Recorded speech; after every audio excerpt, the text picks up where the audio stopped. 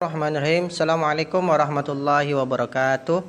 Anak-anakku sekalian, pada hari ini kita akan belajar pendidikan agama Islam dan budi pekerti. Sebelum kita mulai pelajaran kita pada hari ini, marilah kita berdoa bersama-sama. Bismillahirrahmanirrahim.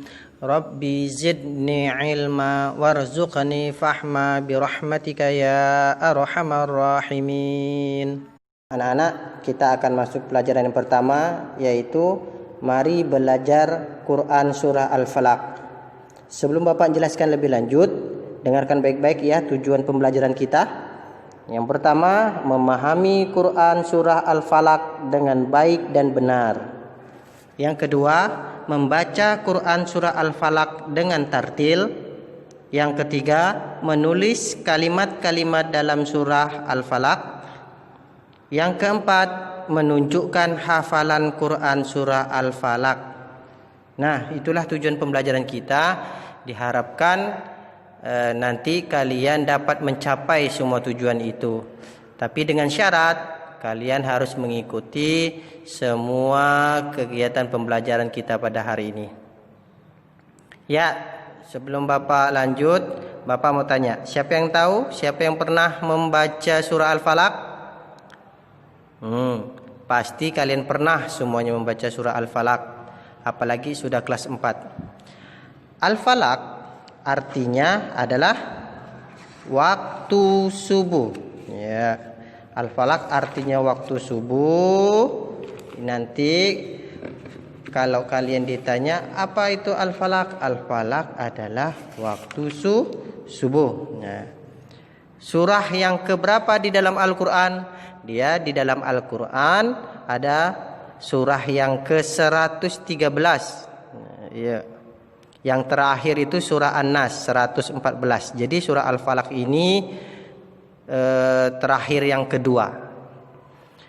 Ayatnya ada 5. Turunnya di kota Mekah. Ya. Turunnya di kota Mekah. Karena Al-Quran ini diturunkan hanya di 2 kota. Kota Mekah dan di kota Madinah. Golongannya kalau di Mekah itu Makiyah. Kalau Al-Qur'annya diturunkan di Madinah, golongannya Madaniyah. Nah, untuk surah Al-Falaq, karena dia diturunkan di Mekah, maka termasuk golongan Makiyah. Ya, Rasulullah Shallallahu Alaihi Wasallam selalu membaca surah Al-Falaq di saat perjalanan agar dilindungi oleh Allah Subhanahu Wa Taala. Ya, Rasulullah selalu membaca surah Al-Falaq di dalam perjalanan agar dia dilindungi oleh Allah Subhanahu Wa Taala. Ya, surah Al-Falaq ini menceritakan ada beberapa hal. Ya, yang pertama menceritakan tentang adanya kejahatan makhluk. Ya, begitu banyak kejahatan-kejahatan baik makhluk yang kasat mata maupun yang tidak kasat mata. Maksudnya makhluk halus dan benda seperti manusia. Ya. Yang kedua, adanya kejahatan saat malam gelap gulita. Nah, pada malam hari itu banyak kejahatan-kejahatan kita tidak tahu. Saat kita berjalan, saat kita pulang di malam hari, di situ banyak kejahatan-kejahatan. Nah, dengan itu lebih baik membaca surah Al-Falaq sebelum berjalan. Ada kejahatan yang ketiga, kejahatan tukang sihir. Ya, kejahatan tukang sihir ini juga disebut tukang tenun. Kalau tukang tenun itu penyihir. Dia banyak sekali membuat sihir-sihir, baik itu berupa sihir yang menggunakan jin, ya, bekerja sama dengan jin agar orang yang disihir itu mendapatkan dampak yang negatif seperti dia bisa, yang terkena sihir itu bisa kesurupan atau bisa mendapat penyakit. Nah, itu ada, tukang sihir itu ada. Yang keempat yaitu ada kejahatan orang yang dengki, ya, apabila dia dengki. Jadi kalau orang yang dengki itu banyak melakukan kejahatan. Nah, itulah yang ada di dalam surah Al-Falaq, menceritakan ada 4 hal kejahatan, yaitu 1 kejahatan makhluk, 2 kejahatan malam saat gelap, 3 kejahatan tukang sihir, 4 kejahatan orang yang dengki. Berikutnya adalah keutamaan surah Al-Falaq. Nah, ada 4 keutamaan surah Al-Falaq. Yang pertama, sebagai sarana berlindung dari kejahatan jin dan manusia.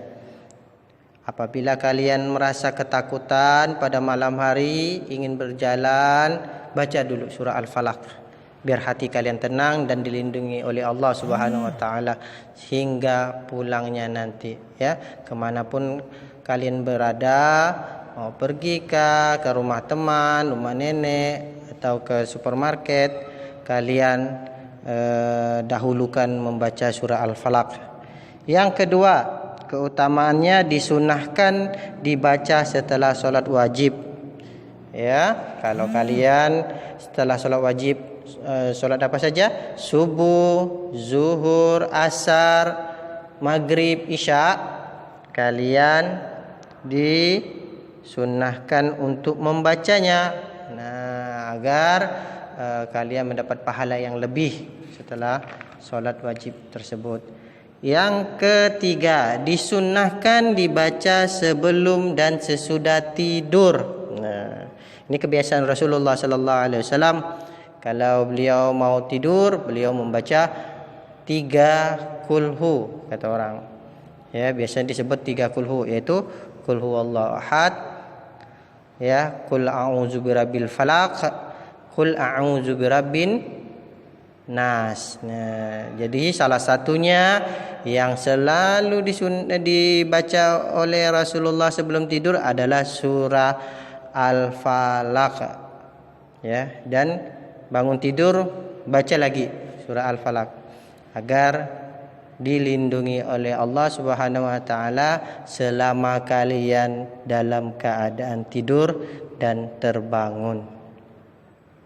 Yang keempat keutamaannya, disunahkan digunakan zikir pagi dan sore hari.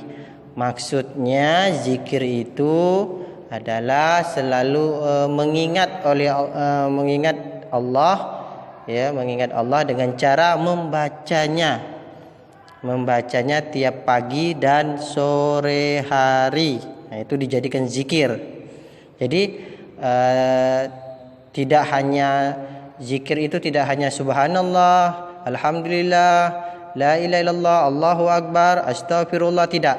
Tapi surah Al-Falaq ini juga bisa dijadikan zikir, ya, atau kegiatan yang istiqomah yang selalu dibaca oleh Rasulullah pagi dan sore hari agar kalian terlindung oleh Allah Subhanahu wa taala. Demikianlah keutamaan surah Al-Falaq. Nah, selanjutnya inti surah Al-Falaq. Inti surah Al-Falaq, kita harus selalu berlindung kepada Allah Subhanahu wa taala. Ya, maksudnya kita harus selalu hanya berlindung kepada Allah Subhanahu wa taala. Jadi dengan surah Al-Falaq ini kalian jangan minta perlindungan, ya, dari orang lain lagi. Hanya berlindung kepada Allah. Baca surah Al-Falaq, tidak berlindung misalnya minta jagakan jin, ya, iblis, atau minta dengan berlindung dengan segala sesuatu makhluk yang selain Allah. Tidak boleh. Hanya berlindung kepada Allah saja. Ya, inti surah Al-Falaq ini. Jadi kalau kalian merasa ketakutan dari kejahatan jin dan manusia, kalian hanya berlindung kepada Allah Subhanahu wa taala. Jangan berlindung kepada yang selain Allah. Misalnya percaya kepada cincin, ya, pakai cincin ini nanti saya akan mendapat perlindungan gitu, ya, atau pakai kalung. Dengan kalung ini saya akan terjaga dari kejahatan. Tidak usah. Jangan percaya. Kalian harus percaya hanya berlindung kepada Allah Subhanahu wa taala. Nah, setelah ini Bapak akan membacakan surah Al-Falaq. Kalian mengikuti, ya. Mengikuti, dan Bapak akan jelaskan juga hukum bacaan yang ada di dalam surah Al-Falaq. Nah, dengarkan dan ikuti bacaan surah Al-Falaq sebagai berikut. Bismillahirrahmanirrahim. Qul a'udzu birabbil falaq min syarri ma khalaq wa min syarri ghasiqin idza waqab wa min syarrin naffatsati fil 'uqad wa min syarri hasidin idza hasad. Nah, demikianlah bagaimana cara membacanya. Ada hukum-hukum bacaan. Bismillahirrahmanirrahim. Ya, kita lihat ada apa hukum bacaan di situ. Qul a'udzu birabbil falaq. Ya. Coba kalian lihat huruf qaf. Qaf itu dibaca qalqalah, artinya memantul. Bil falaq. Ya.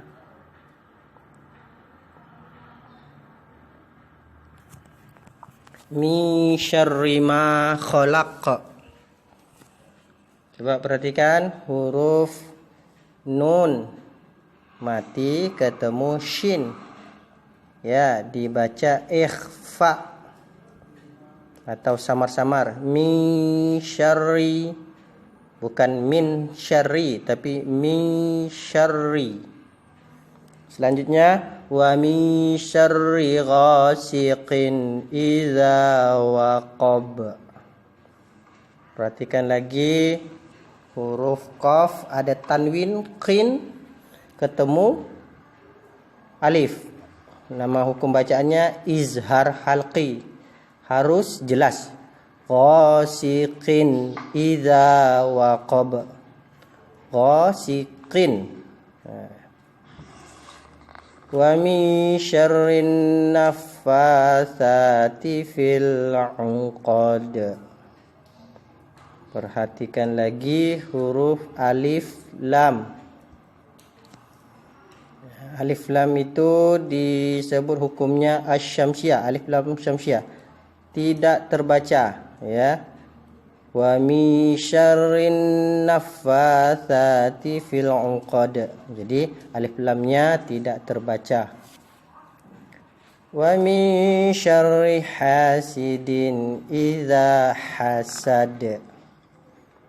Perhatikan lagi huruf dal di akhir, itu namanya qala kubra atau memantul. Wa min syarri hasidin idza hasad, seperti huruf qaf tadi. Setelah kita membaca bersama surah Al-Falaq dan Bapak juga telah menjelaskan hukum-hukum bacaannya, sekarang kita sampai ke rangkuman. Apa saja rangkuman itu? 1. Membaca Quran surah Al-Falaq dilakukan dengan cara apa tadi? A. Mencermati pelafalan ayat per ayat, ya, baca dengan benar. B. Menirukan secara berulang-ulang, ya, ditirukan berulang-ulang sampai lancar. Yang kedua, menghafal bacaan Quran surah Al-Falaq dengan cara apa? Yang A. Membaca ayat demi ayat secara berulang-ulang, ya, hafalkan dulu satu ayat, baca 3 kali. Kalau belum hafal tambah lagi 7 kali belum hafal, tambah lagi 9 kali. Kalau belum hafal lagi, tambah lagi sampai hafal. Jangan melanjutkan ayat yang berikutnya apabila ayat yang sebelumnya belum hafal benar. Ya, harus sudah dipastikan sudah hafal baik dan benar, baru lanjutkan ayat yang berikutnya. B. Menirukan bacaan surah secara berulang-ulang, ditirukan, ya. Makhrajul hurufnya, hukum bacaannya, ya, yang Bapak jelaskan tadi, ada qalqalah, pantulan, ya, harus diulang-ulang. Yang ketiga, menuliskan bacaan Quran surah Al-Falaq dengan cara baik dan benar, ya, sesuai dengan mencermati cara menulisnya, ya. B. Menyalin tulisannya surahnya dengan cara berulang-ulang. Ya, insyaallah kalian akan bisa mencapai tujuan pembelajaran kita yang telah Bapak sampaikan dari awal tadi. Baiklah, tugas kalian adapun tugas kalian yang pertama, menuliskan surah Al-Falaq beserta artinya. Ya, tuliskan surah Al-Falaq beserta artinya. Yang kedua, tugas kalian mengirimkan video hafalan surah Al-Falaq dengan baik dan benar.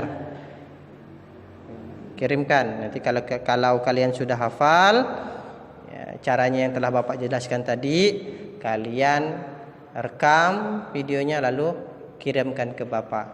Nanti Bapak kasih nilai. Demikianlah pertemuan kita pada hari ini. Insyaallah nanti di pelajaran berikutnya Bapak akan sampaikan lagi melalui video. Terima kasih atas perhatiannya. Wassalamualaikum warahmatullahi wabarakatuh.